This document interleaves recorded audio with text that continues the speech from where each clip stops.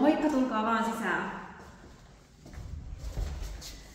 Tänään ollaan Riihimäellä Temppelikadulla tällaisessa 45,5 neliöisessä kaksiossa.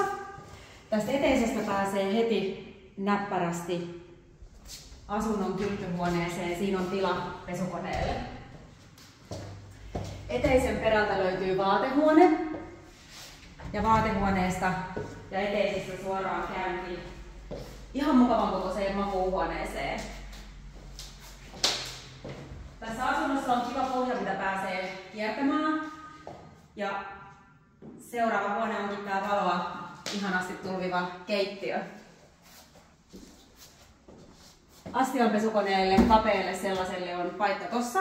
Ja tasoilla on hyvä kokkailla. Keittiön pöydän voisi melkein tuoda tänne ihan mukavan suuren kokoiseen olohuonetilaan. Ollaan ylimmässä eli 3. kerroksessa, joten asumisen rauhaa tästä kaksiosta saat sitä myötä varmasti.